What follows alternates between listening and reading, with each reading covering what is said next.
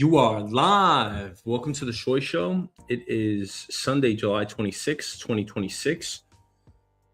We only get one of these, so do with it what you please. Thank you for joining if you're joining live. And if you're not and you're going to watch this, rewatch this, or see one of the clips, thank you for that as well. Let's get into it. That's a really ugly looking catfish. And that's the story today. Scientists may have just discovered something they never thought they'd find in wild freshwater fish, a cancer that appears to spread from one catfish to another, not a virus that causes cancer, the cancer cells themselves. Now, what happened here back in 2013, anglers fishing in Lake Memphremagog, which sits on the border of Vermont and Quebec, started catching brown bullhead catfish covered with raised black spots. That's what you see here. When scientists investigated, they found that 23% to around 37% of the catfish they sampled had melanoma. That's a form of skin cancer. At first, researchers thought pollution might be responsible. Massive flooding from Tropical Storm Irene in 2011 had washed all kinds of material into the lake, raising concerns that contaminants had triggered unusually high cancer rates. But after years of research, scientists reached a very different conclusion. What did they find? Researchers compared DNA from the tumors with DNA from the fish carrying them using whole genome sequencing, a technique that reads an organism's complete genetic code.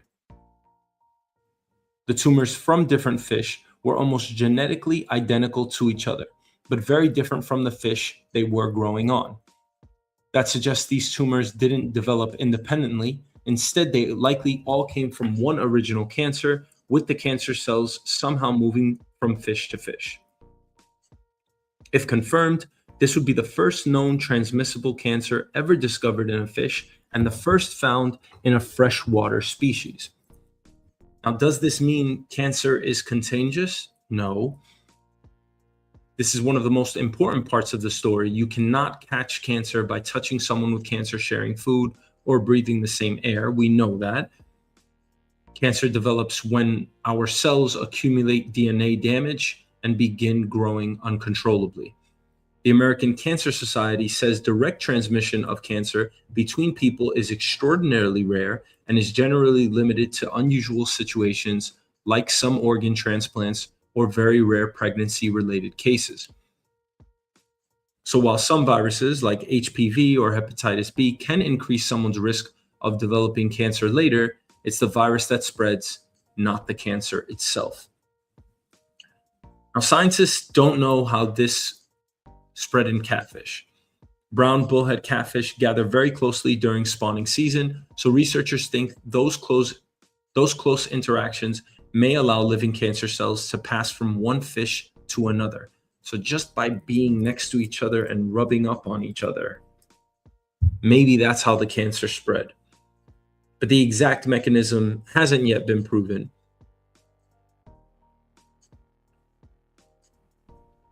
And some of the questions that they do have are, how do the cancer cells survive outside of one fish long enough to invade another?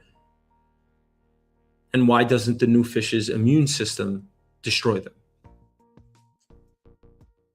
Those are some of the biggest questions researchers are now trying to answer. So, of course, cancer hits everyone. I learned that at a very young age, and I did lose my father to cancer. Most of us know someone in our direct proximity, I would say 2 to 3 degrees, if not one, away from you, where you've been affected by cancer.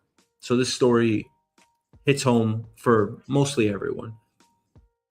Now, there is no evidence this cancer can spread to humans or to other species living in the lake, but understanding how these cancer cells evade the immune system and survive from one host to another could help scientists better understand one of cancer's greatest mysteries. So they will continue to study these catfish. This should lead to better cancer treatments. Could understanding how these cells escape immune defenses help researchers design new therapies for people? Possibly.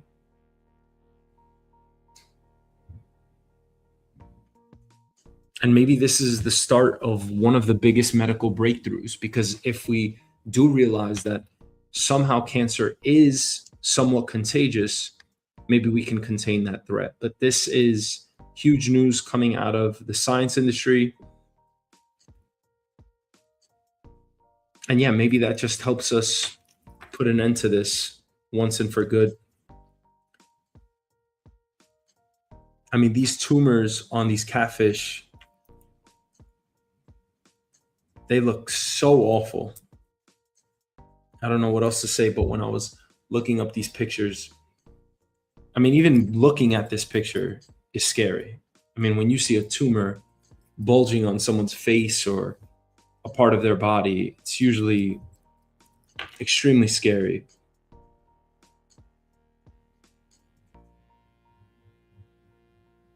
Man, I couldn't even imagine if cancer was actually transmissible.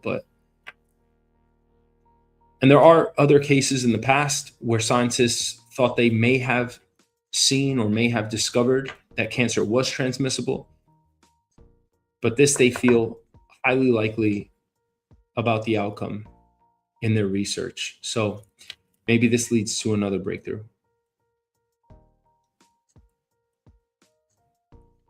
All right, let's get to the next topic.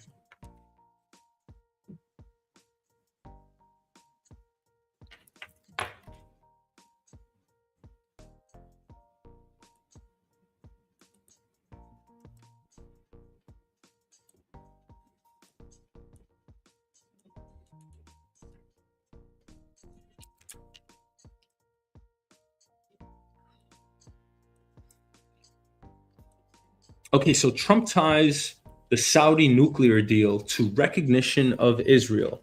The United States signed a landmark 30-year civilian nuclear partnership with Saudi Arabia, and then less than 24 hours later, President Trump appeared to place the entire agreement in jeopardy.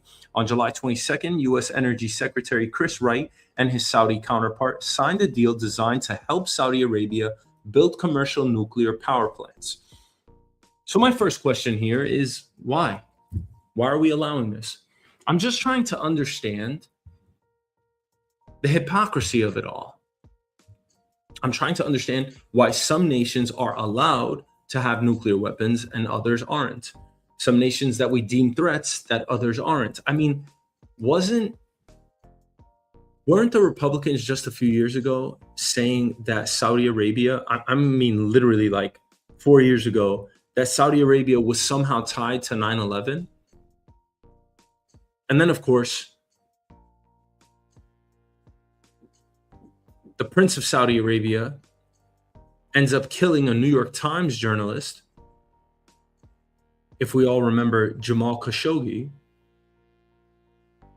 So I'm just trying to understand, what is our political disposition when it comes to nations having nuclear material? Is it because the United States is the strongest, or are we the most responsible? Now, Saudi Arabia says it needs more electricity as its population, industries, and power-intensive data centers continue to grow. A data center is already an essentially massive facility filled with computer servers, and those servers consume enormous amounts of electricity while also requiring constant cooling. But the day after the deal was signed, much like Trump would do, he posted that the agreement was totally subject to Saudi Arabia joining the Abraham Accords. The Abraham Accords, of course, were agreements launched in 2020 that normalized diplomatic relations between Israel and several Arab countries. White House Press Secretary Caroline Leavitt then confirmed the condition: if Saudi Arabia does not formally recognize Israel, the nuclear agreement will not move forward. And of course, Saudi Arabia doesn't want to do that because they don't like Israel. But then again, it seems like everybody in this region, and maybe everyone in this world, tends to not like each other. At least the leaders do. They use disparagement in their political slogans. They will hurt or tort anyone in any way, shape, or form just to get ahead, just to win elections.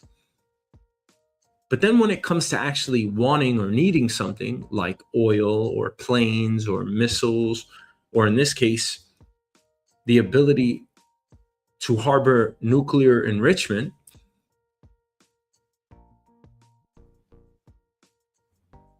then the conversation changes, right? You're my enemy until I need you to be my friend. That's what I'm hearing here. So why was the condition announced after the agreement had already been signed? Maybe someone tapped Trump on the shoulder and said, hey, this isn't good for Israel. This isn't good for anyone in that region. And by the way, why is the US the gatekeeper? Do you like it that way as an American? Why are we saying which country can or cannot have nuclear material? Was Saudi Arabia aware that recognition of Israel was a firm requirement before its officials put their names on the deal? Or did Trump introduce a new ultimatum after the negotiations had already reached the signing stage? It seems like the latter.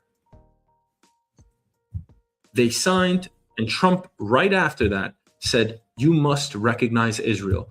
The other question here is, why are we always supporting Israel? Americans are not stupid. We see what's right in front of us. We're supporting this country because they either own us from the inside out, or they have tremendous influence in the form of military and dollars. And oh, by the way, we probably feel that we need them in that part of the world. They are our biggest ally, if you will, in that part of the world. And they essentially do our bidding.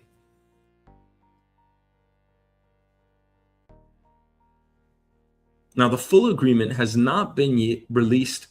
Now, the full agreement has not yet been released publicly, but the details being reported suggest Saudi Arabia received a framework that is considerably more flexible than past American nuclear agreements. One of the biggest issues is uranium enrichment. Uranium enrichment is the process of increasing the concentration of a particular form of uranium. At lower levels, enriched uranium can fuel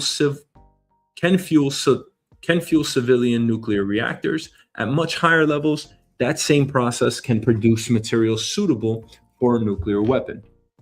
That does not mean Saudi Arabia is being handed a nuclear bomb, but it does mean the technology requires serious oversight because the civilian and military pathways begin with much of the same equipment and scientific knowledge. So if you essentially open up the floodgates here, you would expect them to have a path to a nuclear weapon someday.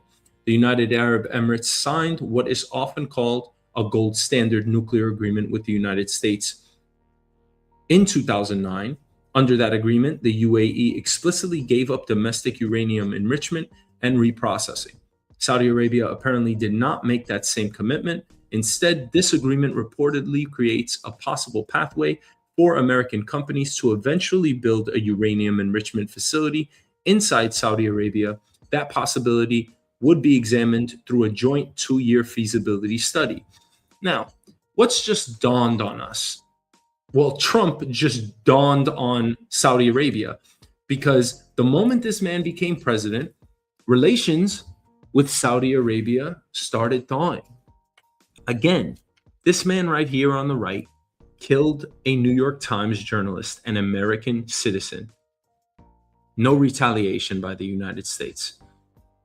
Saudi Arabia, whether this was wrong or not, errant or not, there have been many people that have tied them back to the attacks on 9/11. Whether you choose to believe that or not, still yet to be determined, the facts behind that. However, and I don't mean to get conspiratorial here, but let's just put that aside. Why all of a sudden do we have better relations with Saudi Arabia? There's crypto involved here. There's uranium involved here. There are weapons involved here. Technology like NVIDIA chips. They now have the green light. Don't you think Trump may be profiting here? Don't you think there's probably a hidden agenda? Oh, there's definitely a hidden agenda. I don't even think it's that much hidden anymore.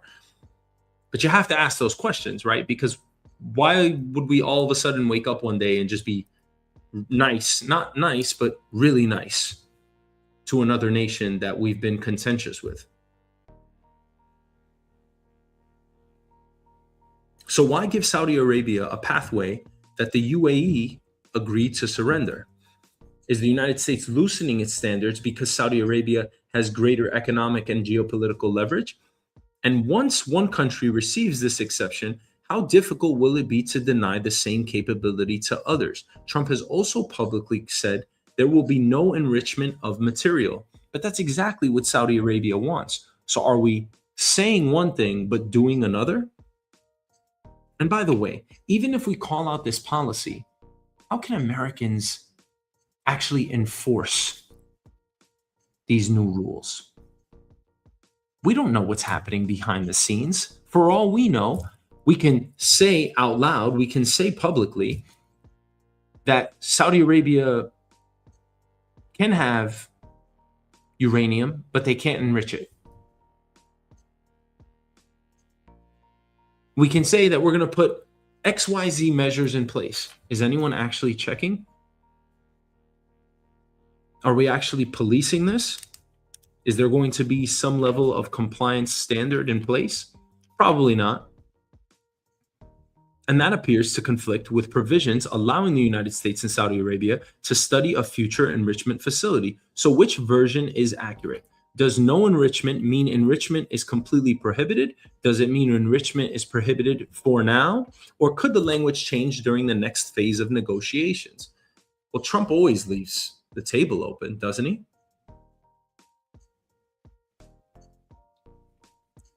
That contradiction matters because Saudi Crown Prince Mohammed bin Salman has previously said that if Iran develops a nuclear weapon, Saudi Arabia would pursue one as well. Another major concern involves nuclear inspections. Saudi Arabia would reportedly receive a waiver from the International Atomic Energy Agency's additional protocol, a stricter inspection framework that gives international monitors greater access to nuclear sites, records, and suspected undeclared activity. So why on earth would we all of a sudden allow Saudi Arabia a path to a nuclear weapon? And then at the very same time, why would we also say that they can have a waiver by the IAEA for stricter inspections? We're not loosening the safeguards here, we're removing them. And my questions, again, I still think have to be answered. Why Saudi Arabia? Why not another nation? If Egypt wanted nuclear weapons, if Iraq wanted nuclear weapons, if Kazakhstan wanted nuclear weapons, what about South Korea? I'm just asking, what if Indonesia wanted a nuclear weapon? Who's to say that they should have one or shouldn't? And why would they be getting a waiver for nuclear inspections? Do nations even abide by these inspections? Instead, some sensitive monitoring would apparently be handled through custom safeguards managed directly between the United States and Saudi Arabia. Okay. So we're the ones that say, Saudi Arabia, you can essentially have nuclear enrichment. And the agency that we all look to enforce nuclear protocols, we're going to do away with them for some types of inspections. And those inspections are now going to be handled and managed directly between the United States and Saudi Arabia. Wow. If that game ain't rigged, I don't know what is. Why would you replace established international inspections with a bilateral arrangement? Again, it just reeks with corruption. At the very least, you're just trying to circumvent the rules that everybody else is supposed to follow in the world. And by the way, we're talking about nuclear weapons here. This is as dangerous as it gets. Would American teams receive the same level of access and independence as international inspectors? More, less? And what happens if a future American administration has a different relationship with the Saudi government? Isn't it too late at that point? How would we stop them from getting nuclear arms? So this isn't some frivolous decision, or maybe it is handled frivolously, but this is rather significant as far as the world order is concerned. Saudi Arabia has historically said it will not normalize relations. It will not normalize relations with Israel without a credible pathway toward an independent Palestinian state. The kingdom has not publicly accepted Trump's new condition. Israel, however, welcomed it. Prime Minister Benjamin Netanyahu's office described the condition as a historic opportunity for peace, while some Israeli opposition figures criticized the original nuclear agreement and warned that it could contribute to a regional arms race. Think about how many competing issues are now being forced into one negotiation.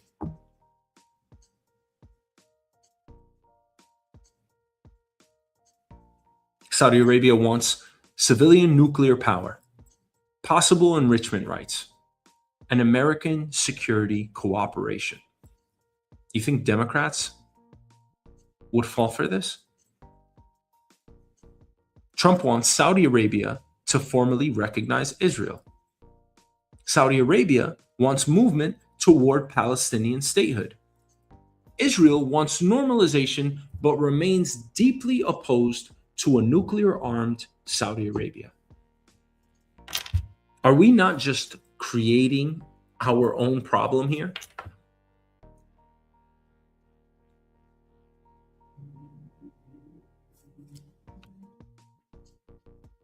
So can one agreement realistically satisfy all of those competing demands? Congress will now have 90 days to review the deal. That is not necessarily 90 calendar days, it's 90 session days, because that is only when Congress is formally in session. Those are the days that count toward the deadline. Lawmakers will have to evaluate the enrichment language, the inspection framework, the president's new condition, and whether the signed agreement still reflects the deal the administration is now describing publicly. The central question is no longer just whether Saudi Arabia should have nuclear power. It is whether the United States should offer Saudi Arabia a possible domestic enrichment pathway, reduce international inspection requirements, and use the entire nuclear agreement as leverage to pressure the kingdom into recognizing Israel. And if Saudi Arabia refuses, does the deal disappear completely, or does another version eventually come back without the ultimatum? This seems rushed. And you as an American, this isn't about Democrats or Republicans. You as an American, do you want to give another nation, considering it seems like we have this right to deem who's worthy of having nuclear power and who's not in the world? But if we say yes to something like this, that puts them on the path. That puts them on the path toward a nuclear weapon one day. It would only be a matter of time. And you're also saying at the same time that we will remove safeguards that every other nation has to follow, whether they abide by it or not. Principally, this matters. Why would Trump do such a thing? And he only has 2 years left. Is this betrayal? It depends on how you look at Saudi Arabia. But remember, just over here on the side, and we report on this all the time, look at all of the links between Trump's family and Saudi Arabia and the UAE. There are business interests in that region directly tied to the president.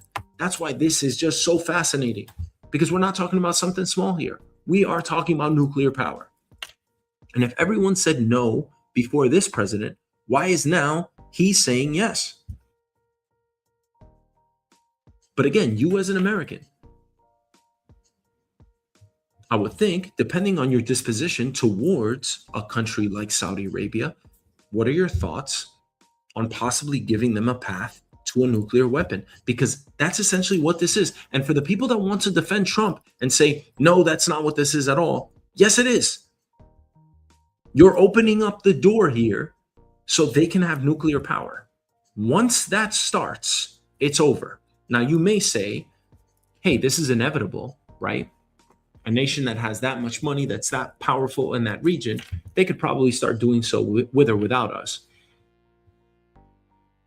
But principally, why would our foreign policy be pro-nuclear power, pro-nuclear weapon with Saudi Arabia?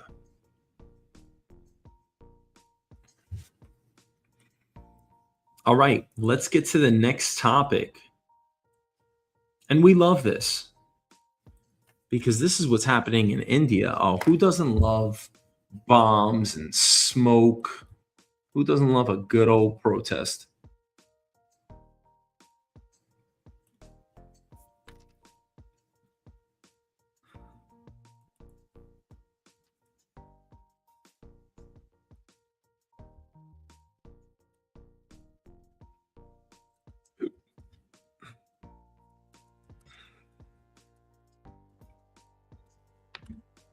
It is going down in India. My best friend is Indian. He's born and raised in New York, and I am so fascinated with India. I've yet to visit, but I got to get my ass over there. And I got to get my ass over there because I want to know what's happening, not only with movements like this, but of course, everyday life. Now, why would millions of young people willingly call themselves cockroaches? It sounds ridiculous at first, but today that movement forced one of India's most powerful cabinet ministers to resign. India's education minister, Dharmendra Pradhan, stepped down after weeks of nationwide protests over alleged exam paper leaks and corruption in the country's education system. But this wasn't just about one minister anymore. It became one of the largest youth protest movements India has seen in years. So, what is the cockroach movement? Why the word cockroach, right? That's pretty detestable to call another human being. The movement, organized under the Cockroach Janata Party, or CJP, the name came after unemployed young people were compared to cockroaches during the broader public debate. Instead of rejecting the insult, protesters embraced it. Their message was simple: if you think we're cockroaches, then there are millions of us, and you can't ignore us. Think about that for a second. How powerful is that statement? If you think we're cockroaches, there are millions of us, and you cannot. If we organize, you cannot ignore us. How often have we seen groups take an insult and churn it into their identity? And I think reclaiming that label, that name, cockroach, that certainly makes the movement stronger. Now, what started the protests? The immediate trigger was India's national entrance exams. Millions of students spend years preparing for these tests because they determine who gets into medical schools, engineering programs, and many of the country's top universities. Then allegations surfaced that exam papers had leaked before students even took the tests. Imagine spending years studying for one exam only to believe someone else may have gotten the answers ahead of time. How much faith would you have left in that system? Now, why did it grow? The protests quickly became about much more than exams. Young people started talking about unemployment, economic opportunity, government accountability, and public trust. Students held demonstrations, sit-ins, and hunger strikes across India. One man actually went on a hunger strike for 26 straight days. Police used tear gas and batons against some protesters, but the demonstrations continued growing.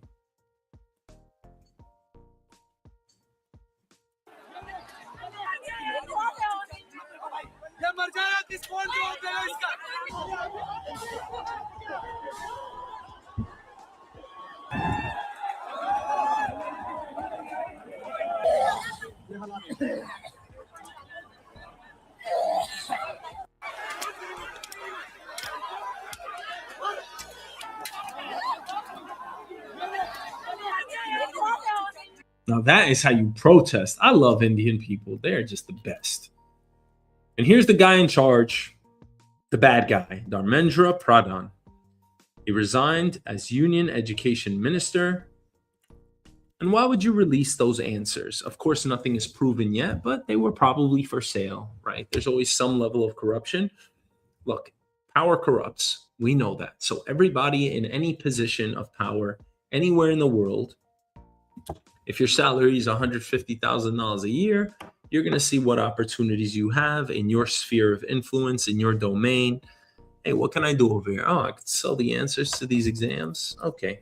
I'm going to assume that happened. And I don't think that that is such a far fetched idea. But the Indians came out, man, and God bless them. I hope they get what they want. They've already conceded to one of their demands, having him resign. But again, this is about something much bigger. The government responded. Eventually, they gave in to those demands. Officials also agreed to consider broader exam reforms, provide compensation to families affected by the scandal, and said protesters would not face legal action related to the demonstrations. Protest leaders then announced they were ending the nationwide protests. So this is over for now. But again, it's not just about education. It's about whether ordinary citizens, especially young people, can force political change. And they should be able to. We have no voice here. Not everybody wants to jump on social media. Not everybody is comfortable with that. Some people are more comfortable protesting. But what happens when the leaders of the world actually stunt the ability to do so? We've seen it time and time again with the Gaza protests or any other protest that you can imagine in the world, especially in Russia and China. Do we actually have the ability to protest anymore? Do we actually have the ability to let our voices be heard? Or are governments and their leaders happy to just say, you know what, you do have a voice, but you can only do so through our voting mechanisms? And I don't think that that's fair, because just because we vote for you once every 4 years or 2 years, however often an election comes around, it doesn't mean that we're actually steering the country in the direction that we want it to be steered. This is representative democracy. Prime Minister Narendra Modi's government has generally been viewed as reluctant to yield to street protests. So this makes this resignation a notable political concession. Some analysts have compared it to the significance of the 2021 farmers' protests. If millions of students can organize around one issue and force a cabinet member to resign, what does that say about the political influence of Generation Z? And are their needs being met? Because just because a certain cohort votes and gets the people that they want in office, it doesn't mean that that reflects everyone's needs in the country. So yes, that's why we should protest. We should be able to make our voices heard without the threat of retaliation from our governments. They should not be wielding weapons or tear gas. If we are protesting peacefully, and yes, there may be business disruption, we may have to take over streets. That's the way it works. If we don't agree with the government, we are not getting violent. But yes, there would be an economic impact. And you know that governments don't like that, why they feel that their hands are forced to retaliate. To me, that is poor leadership. We should be hearing what these people have to say. We should be allowing them to voice their disdain. That is how we make a better country. That, to me, is the definition of progression.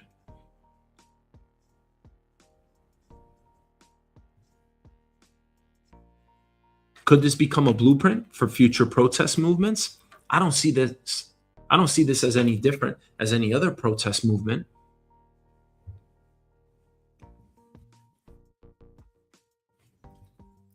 I think this was fairly obvious. There was a member of the government that was so corrupt that the government just could not hide it. They had to oust him, make way for a new leader, and try to quell the protests. But what happens when we don't have enough people that come out, or the situation isn't as clear cut or black and white? What happens when it's something like the Gaza protests? Why were those thwarted? I still have those questions today. And for the people that say that those were anti-Semitic, I think there's a little anti-Semitism all over the world, just like I think we have misconstrued race relations all over the world. There are stereotypes for a reason. If you raise your hand and say, hey, that's anti-Semitic, for every anti-Semitic thing that there is out there, there's a anti-Black thing, anti-Spanish thing, anti-Chinese thing, anti-Arab thing. It doesn't end or start with anti-Semitism. When we see injustices, we should be able to call them out. There should be some level of freedom of speech around the world. And that primarily is why I feel our country is the greatest. When I say greatest, I put that up in air quotes, because wherever you live is great.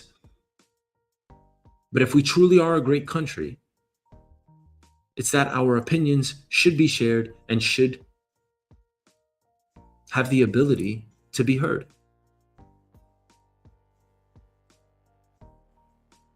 And if leaders are in protest with that idea, I don't think they should be leading to begin with.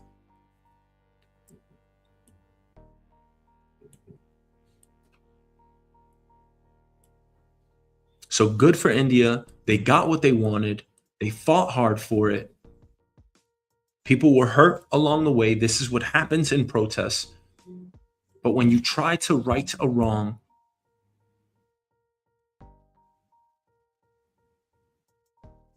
I think the world stands up with you. And in this case, I mean, even the military should be standing down.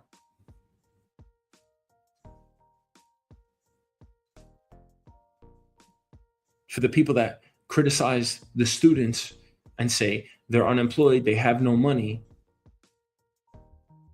just remember who truly holds the power. We say the rich and powerful hold the power in this world, and they do. I will concede to that idea because I do believe it. However, ultimately, technically, and in reality, the people hold the power. The people that don't have the money, for the vast majority of us, 99.9% of us, we hold the power.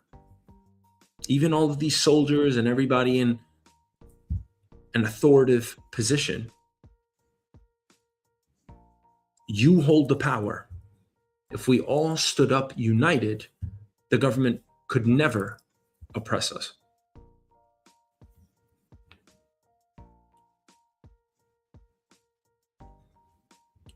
All right, next topic.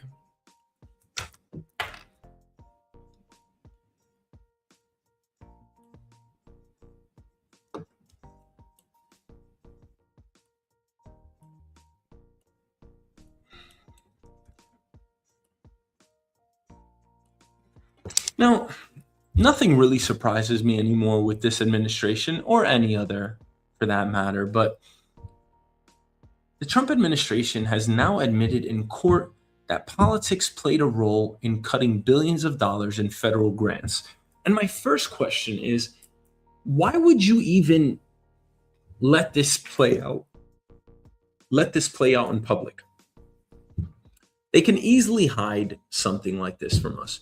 And we know that this happens anyway. We know that Democrats don't like Republicans, and we know that Republicans don't like Democrats. That's not news to anyone. But why would you allow something like this? I mean, to be seen and heard publicly. I mean, that just tells us that you're all colluding. You're all corrupt. And you know what that says? And you know what this says in particular with this case? That Trump doesn't care about half of Americans, because half of this nation is red and the other half of this nation is blue. Is that the president you want to have? The one that says, yeah, those people didn't vote for me, so to hell with them? Am I not as American as you are? Oh, of course, some people are going to say, how many generations have you been here? Wow. To me, that's very un American. Is that the president you want to have? A president that says, you didn't vote for me, therefore, essentially, you're not American. I don't care about you. And I will be partisan with my policy. This is the example. According to new court filings, the Department of Energy acknowledged that a group of clean energy grants was selected for cancellation because the projects were located in states that voted Democratic in the 2024 election. Wow. That is your retribution? Wow.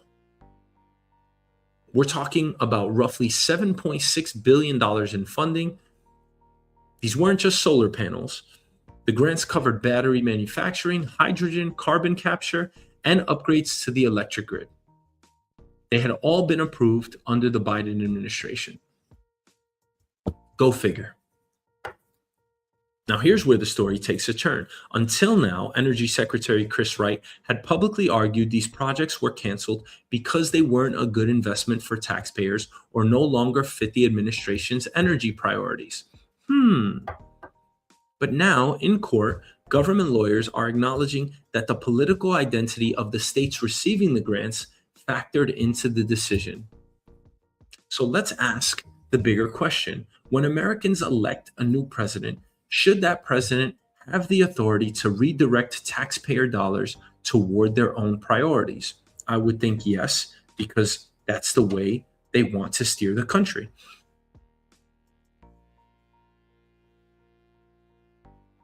But now we have to delineate between what the president wants and what Congress authorizes. Because if Congress already appropriated the money, should that money be distributed regardless of whether a state voted red or blue? Of course it should. Congress voted on it.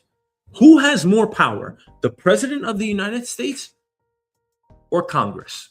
And tread lightly here. That's not a warning to anybody, but I'm just saying. I mean, if you say, hey, I want the president to have more authority, there should be less red tape, it should be less bureaucratic, I can agree with you somewhat. But y'all, it's very un-American to say that, because this is not a kingship. It is not a kingdom. And this isn't about the no kings movement or any of that. But again, this is a democracy. We have a constitution. We have rules, whether you like them or not. You can change them. You can help influence how you want them shaped. But that's just not the way our government works. And if you have 100 senators voting, representing all of our states, you have over 400 representatives in the House representing all of our states and cities. And then you have council members, state senators, all of the other positions that fall underneath that pyramid, making up Congress, and they vote to allocate or earmark certain funds to certain states. Why would the president be able to supersede that? Because every American pays federal taxes. If you live in California, Florida, Texas, New York, we're all paying into the same bucket. So should your state's vote influence whether your community receives federal funding? No, that's not the answer. This is political retribution. Now, I will extend an olive branch here, because I have to admit that I'm sure that Democrats do this all the same. But we're calling it out because we have the opportunity to. This is wrong. Full stop. It is an injustice toward our Constitution and toward the American people. We already agreed on this money. Now it's being pulled away from us. And it is our money, we already agreed to allocate our own money and how it's going to be spent by Congress. The president is using some type of loophole, exploiting our Constitution in his favor. But now, let's flip the roles. Imagine a future Democratic administration canceling billions of dollars in grants that were headed only to Republican states. Do you think Republicans would say, that's just politics? Of course they wouldn't. Wouldn't they argue that this is an abuse of power?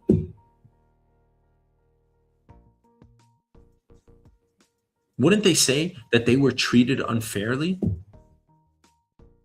And how could you disagree with them? Most importantly, as an American, we got to stop delineating between these two parties. They mean nothing. These people want power because ultimately power brings influence and money.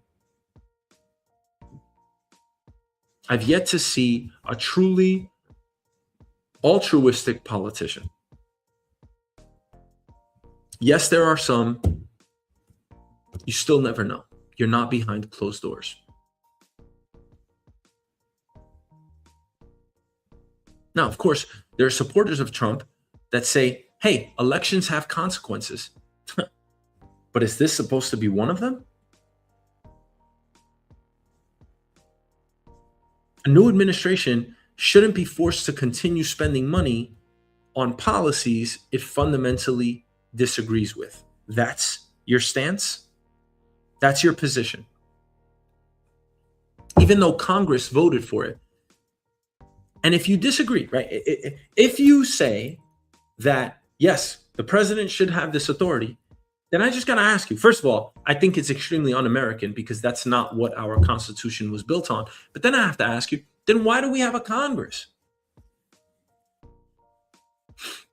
I mean, y'all, President Trump, not everything that he does is bad.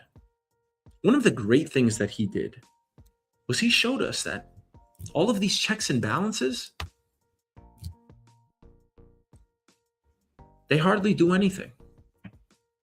He has shown masterfully how to circumvent the system, how to get his own way. He has a team of lawyers. He has an entire administration. He has all of our tax dollars. And ultimately, he has the military if should anyone fall out of line. But why would the president of the United States, why would you agree as an American that the president of the United States should be able to say, hey, I know Congress voted this law in and they voted to allocate this money to these certain states, but they happen to be blue. And whether they're blue or not, I don't give a shit about it. I don't want to prioritize that agenda. I'm pulling back the money. Okay, you agree with that line of thinking. Now I ask you, why do we have a Congress? Changing policy is one thing. Choosing winners and losers based on electoral maps,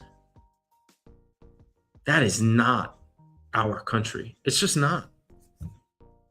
I mean, he is punishing blue states, and I am one of them, right? I'm in New York. Not that I feel this in any way, shape, or form. I'm not going to sit here and be disingenuous. But where do we draw the line here? Should a president be able to reshape federal spending after the fact?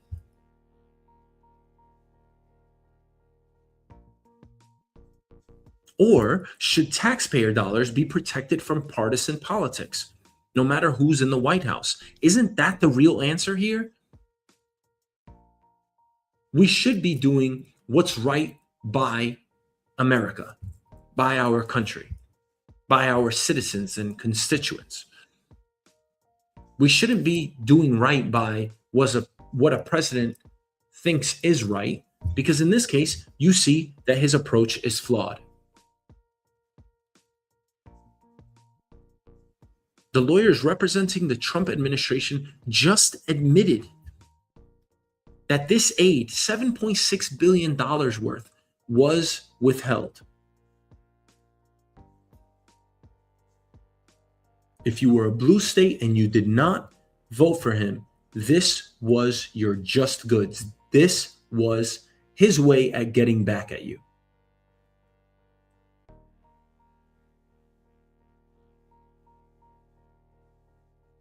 And again, personally, I'm all for the president having as much power as possible because I want us to eliminate a lot of the inefficiencies in government. I don't know if we need 5 approvals versus needing only 2, or having 5 people do a job versus only having 1. Whatever it is, I'm all for creating efficiencies and being more productive with our time and money. At the end of the day, it's our output that's being used, right? Our gross domestic product. However, I just can't understand how our government is essentially weaponizing the Constitution against us. He is shaking the foundation. And it's not just President Trump, it's really everyone around him. It's the entire Trump administration because no one's standing up next to him and saying, hey, I don't think this is a good idea. And you should. But you know what? It's very easy to say that because I myself work in corporate. And guess what? I can't always tell my manager that. You know why? He or she might fire me. It's been like that my entire career. I always come in with a recommendation, prepared to give one. And I do most of the time. But once my manager says, that's nice, but I still think we're going to do it that way, I zip my lip and I keep it moving. I don't really have another choice, do I? Else, I think I'd be out of a job too soon to find out.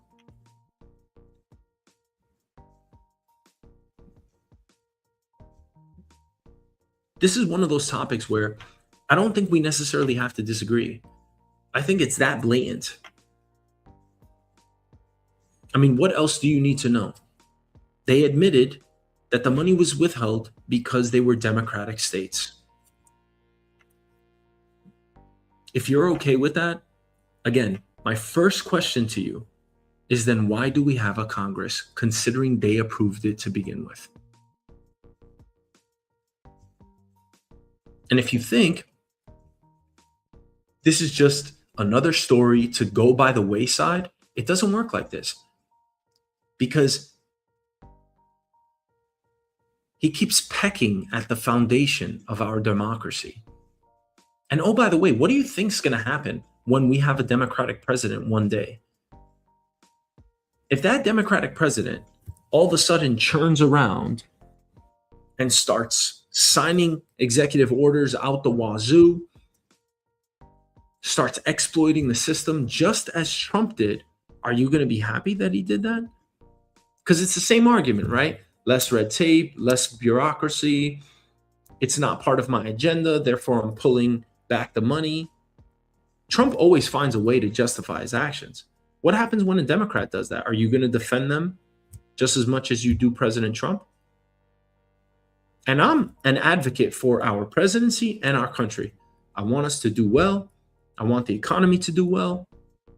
I want us to have jobs as well as on the global stage. I want all of us to have a good quality of life. I don't want to see anyone living in the street, no matter where I am in the world. But sometimes it's just bad policy.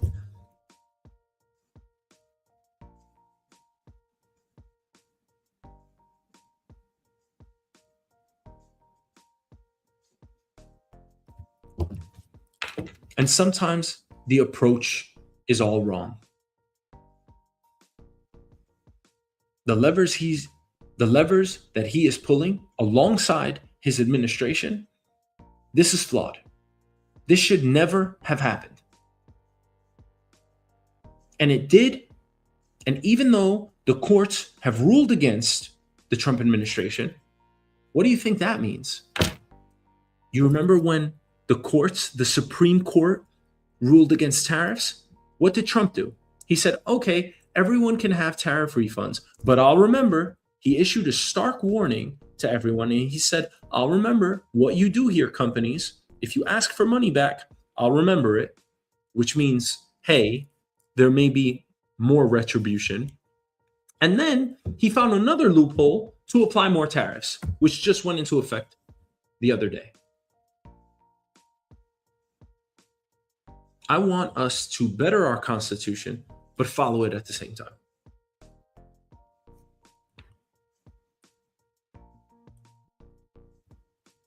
And oh, by the way, one last thing. There is something to be said about being fast.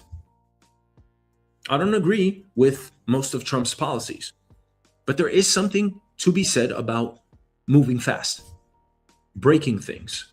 We actually use those terms in information technology. Many of you are privy to it. Fail fast, try and break things, but don't not try at all, and don't let inertia set in. There's A/B testing for a reason. Fail, try and fail, figure things out, move forward. Trump is probably tired of all of the political gridlock, and he also wants to get his way. I'm not justifying this at all. I think this is dead wrong. But this is why these fast action politics, these maneuvers and different mechanisms and approaches that he takes on, this is why you're seeing them unfold, because he is tired of saying, hey, I want to do something. Congress, can I do it? And I can understand that. To me, that's, on one hand, it is extremely efficient. And I enjoy that. I'm a project manager and I am like, that is just right up my alley. You don't know how efficient I try to be. I think we all try to be efficient, but I mean, for the people that have worked with me, you know, it's not about taking shortcuts. It's about automation and efficiency. On the other hand, it's just not the way our Constitution works. And I got to err on this side because we've got to respect, if we truly respect our soldiers, if we truly respect our constituents, what they voted for, if we truly respect the system, our foundation, then we have to follow our laws. Now, for the people defending Trump, they may say something like, well, he is following our laws. It just shows you how weak they are. Because if he can find ways to circumvent them,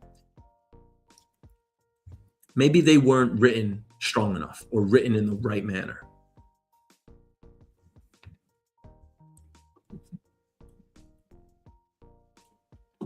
All right, next topic.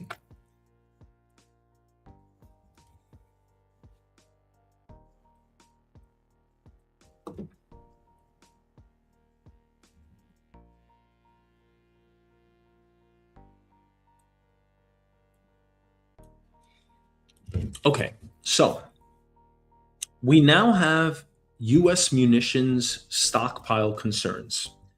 And that leads to the first question. Can America afford a long war? Well, this is actually putting us to the test because this Iranian campaign was only supposed to last a couple of weeks, right? Same thing like Russia. Now, I'm sure we'll adapt. Every nation does. That's what humans do. We are extremely resilient. For nearly 2 weeks, the United States carried out airstrikes.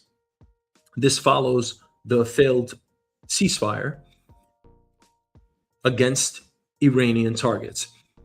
Now, behind closed doors, a different conversation was reportedly taking place. According to multiple reports, Vice President J.D. Vance and Chairman of the Joint Chiefs General Dan Kane raised concerns with President Trump about America's munitions stockpile. Now, think about that for a second. If the strongest military in the world is discussing how many weapons it has left, what does that tell us about modern warfare? It tells us that when we're using a weapon that costs millions of dollars to defend a weapon that costs thousands of dollars with the Iranians or any other nation, it tells you there's a huge imbalance on the war front. Now, a munitions stockpile is exactly what it sounds like: missiles, bombs, artillery shells, interceptors, and other weapons that are already built and ready to be used. The issue isn't necessarily that America is running out today. It's whether we can sustain a prolonged conflict while keeping enough weapons in reserve for whatever comes next, a la China, Russia, whoever. And if these adversaries see that we're starting from a weakened position, wouldn't that embolden them? Let's be hypothetical here. Let's say war was on the horizon with China. We just don't know it yet as Americans.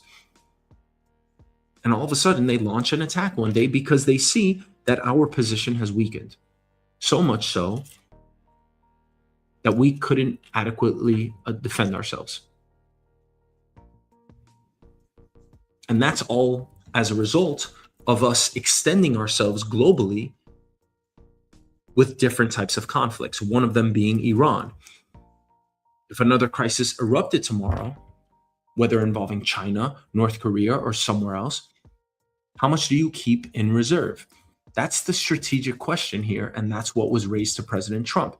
And now all of a sudden, you have essentially a 2-day ceasefire. The United States stopped bombing 2 days ago, so did Iran. The next day, the United States ceased bombing as well, so did Iran. So does that bring both parties back to the table? Hopefully. But this isn't just about Iran, it's about production. Many of today's precision-guided missiles aren't replaced overnight. They take years to build. Of course, this depends on the weapon and the supply chain. The war in Ukraine, operations in the Middle East, and the need to deter China all compete for many of the same resources. We need defense systems just as much as we need the offensive. Now, for decades, the United States optimized for efficiency. Famously, Trump has been saying the last few years that he has grown his military to a rather large size and wants to wield that power. But now we're relearning that wars are not just won by technology. This is about industrial capacity.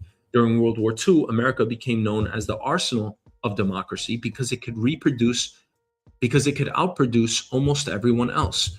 Could we actually still do that today? And if we can't produce enough weapons fast enough, if we can't produce weapons fast enough, does that change how presidents think about using them? I mean, again, why did we all of a sudden stop bombing them? None of this necessarily means America is weak, far from it. In fact, you could argue the opposite. Maybe this is exactly what military leaders are supposed to do: constantly evaluate readiness,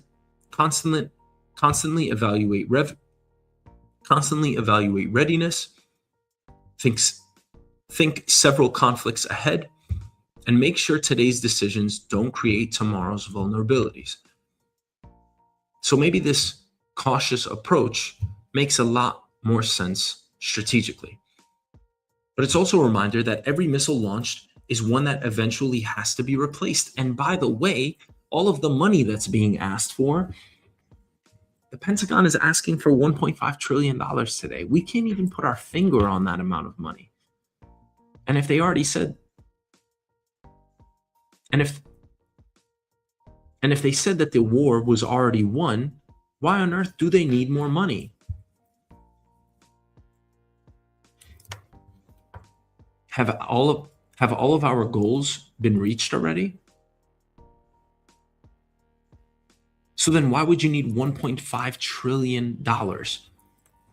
There are estimates saying that we already spent $100 billion on the war. How the hell do you now get $1.5 trillion?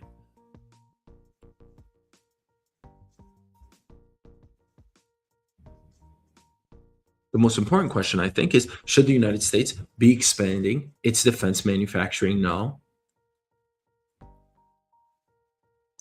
So one of the more important questions is, should the United States be expanding its defense manufacturing now before another major conflict begins? I think most Americans would say yes, because national security is probably number one on our agendas. But this is a reminder: military power is not just measured by what you can fire today. It's measured by what you can still build 6 months from now. Do we have enough weapons? Of course we do. Will we be ready for further conflict in Iran or with other nations should it come? That's another question entirely. The fact that this intelligence even leaked tells you a lot. And oh, by the way, if we did start a war with one of our adversaries tomorrow, imagine China, Russia, whatever nation you want to think of, would we be ready to take on a war on two different fronts? Remember, right now, we're in the Strait of Hormuz and in the Red Sea. And by the way, we have military personnel stationed all over the world. So we're ready to attack anyone at any moment's notice. But let's not act like the US is invincible here. We do have a finite amount of soldiers and weaponry. We can't attack everyone at the same time. I'm not saying that that's going to happen. However, we do need to be selective with who we attack and when, don't we? That's part of our military strategy as much as it is anything else.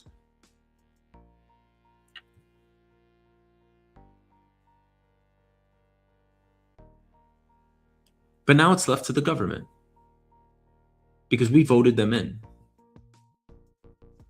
So I think we all expect as Americans for them to vote and manage efficiently as far as our munitions are concerned. They know that we don't have unlimited stockpiles. And no matter how much we throw at defense, we can't manufacture it fast enough, depending on the war that we're fighting. We only have so many aircraft carriers. They can't be in two places at once. And don't you think if we actually started fighting a war with China tomorrow, don't you think we would relocate all of our soldiers toward that nation? Meaning that this Iranian conflict might end just as frivolously as it started. No matter what you want to hear from the administration, this was a 48-year-long conflict. We should have did this 10 years ago, 20 years ago, 30 years ago. We have to do this in support of Israel. Iran cannot have a nuclear weapon. It unstabilizes the entire region. No matter what narrative you choose to believe, in the end, we cannot fight endless wars. It costs too much money. The impact on human life is far too great. And ultimately, it puts us in a compromising position. So whether you agree with this war or not, the fact that we just stopped bombing them 2 days ago and a story like this comes out, it tells you that there are other concerns, other areas that we need to be concerned with. It's not just about who has the most military might.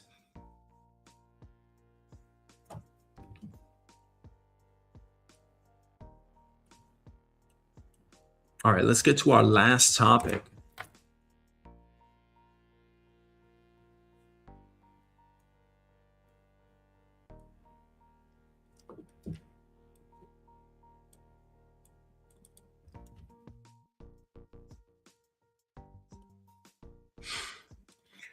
Okay, so we have millions of people taking GLP-1 drugs like Ozempic, Wegovy, Mounjaro, and Zepbound. They've helped them lose weight and improve blood sugar control, but now researchers are finding another possible side effect that has people asking questions. A new study looked at nearly 877,000 people with type 2 diabetes over 2 years. Researchers found that people taking GLP-1 medications were diagnosed with smell disorders 81% more often and taste disorders 52% more often than people taking other diabetes medications. Now, that's relative risk, not absolute risk. These conditions are still uncommon, and this study doesn't prove the drugs cause them. It only found an association, but it raises an important question. If we're still discovering possible side effects, what else might we learn as millions more people take these medications over the next 5 or 10 years? And the first thing that we've heard Ozempic face, your taste going, your smell going, Ozempic butt, Ozempic teeth. Now, whether we're inadvertently blaming these drugs or not, I think the more significant point we need to address here is, are you doing everything that you possibly can before you're taking these drugs? I tend to get headaches. Sometimes they come from drinking, sometimes they come from eating poorly. And I usually like to address, if not nail down the root cause before I take the drugs, because then I know, hey, I'm not going to take these drugs next time because I'm not going to drink or I'm not going to eat too much sugar, something like that. If drugs are not your last resort, I think that is a problem. Are you going to the gym? That is non-negotiable in my opinion. Are you walking at least 15,000 steps a day? 10,000 is too low. You got to go get 15,000 steps a day. You got to try for it. Maybe you meet that mark, maybe you fail it. Either way, you got to go for it. Are you getting 15 minutes a day of lifting weights? Whether it's light or heavy, doesn't matter. 15 minutes a day is all you need. Are you doing that? Are you trying to eat healthy? Because if you are not doing those two things, as far as diet and exercise are concerned, you should not be taking this drug. Don't say you tried everything. You should still be trying both of those things if you're taking this drug. But I see this drug as an out. I see it as a scapegoat. I see this as you trying to take that shortcut. And we shouldn't be putting anything foreign in our bodies, especially something that hasn't been proven. We know nothing about this drug.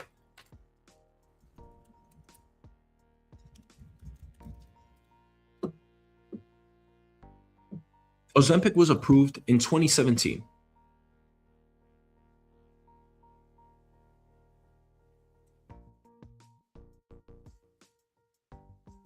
It became widespread and available to everyone in 2022. How can you trust a drug that's only been on the market less than 10 years at this point?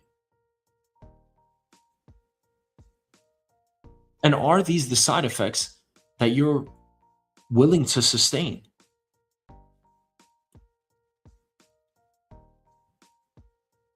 This isn't the first time we've talked about these issues with GLP-1s. Do you know what Ozempic face is? It's a nickname for a hollow or sunken appearance. Now that can happen with any type of weight loss, but they're attributing this specifically to Ozempic, to these drugs. Any of the GLP-1s, this is not just Ozempic. Then there's gastroparesis, or delayed stomach emptying. GLP-1 drugs are actually designed to slow how quickly food leaves your stomach so you feel full longer. For most people, that's part of how medication works. For most people, that's part of how the medication works. But in some cases, the stomach can slow down too much, leading to nausea, vomiting, bloating, or trouble digesting food. So now we're talking about possible smell changes, taste changes, facial fat loss, and delayed digestion.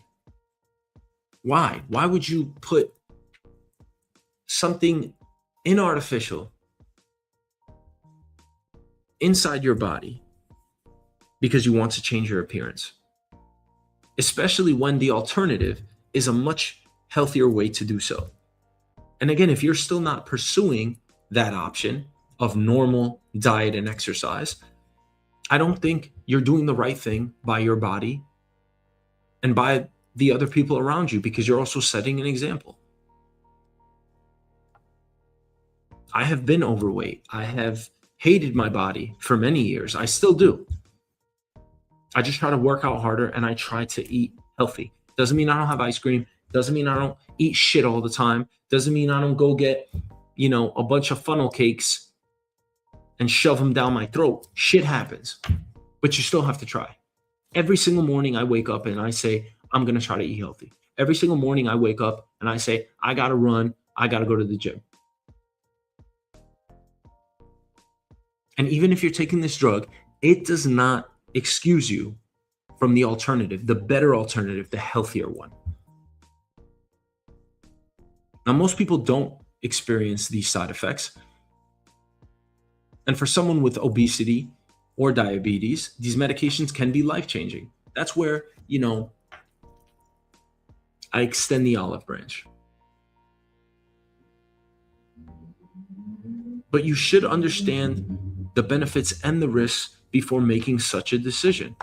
Personally, if I don't absolutely need the medication, I'd rather see years of long term research before making it a part of my life. My first question is always, have I really exhausted the basics? Have I done everything that I possibly can?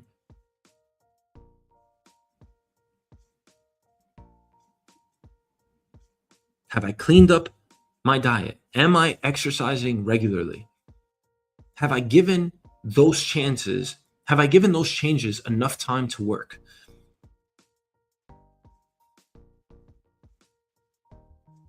Because this isn't just about seeing a smaller number on the scale.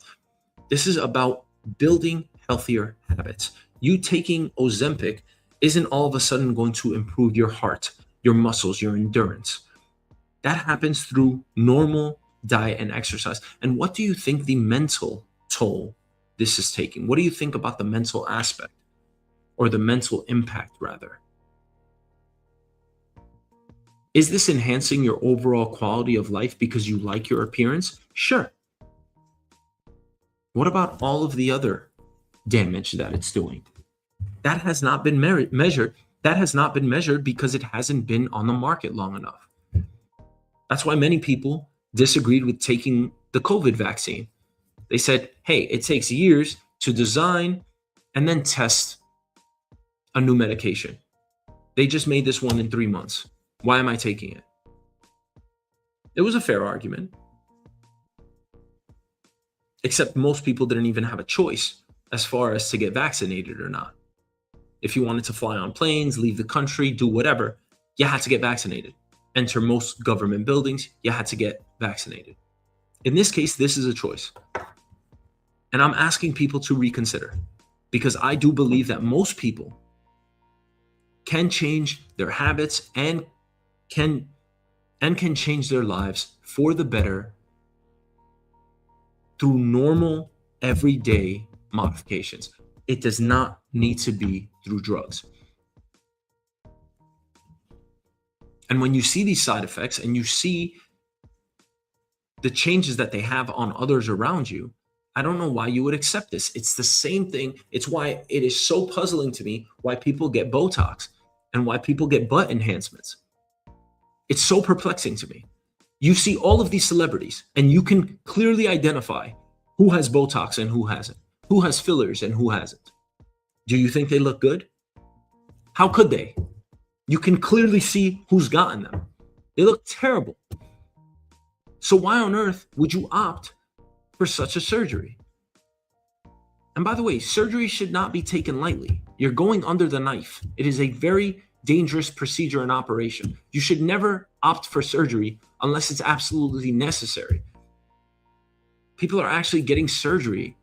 They're opting in for surgery. They're willingly going under the knife for what?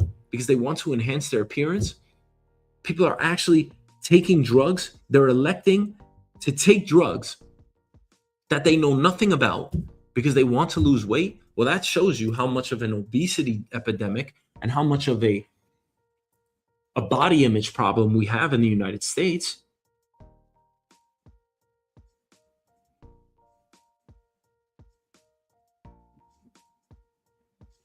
You don't know enough about the long-term side effects. So until then, you can't even draw a line. I say abstain. You should not be taking a GLP-1 if you don't medically need it. I'm not telling people what they should or should not do. Maybe I am, but I'm just against it. You need to exhaust every other alternative before you resort to drugs, especially a drug that you know nothing about. The lifestyle changes have to come first. And I believe damn near everyone in this world can make the right lifestyle changes to avoid using these drugs. Until the day comes where you can't physically or mentally tolerate those lifestyle changes, you should not be taking Wegovy, Ozempic, Mounjaro, any of these. And I think overall, the change that you crave to see, as far as your body appearance, your mental changes. I think they're going to be far more outlasting and effective if you do it the right way. Not if you take a shortcut. If you take a shortcut, you may get where you want to be as far as appearance is concerned, but you still have to deal with these side effects. And I certainly don't feel that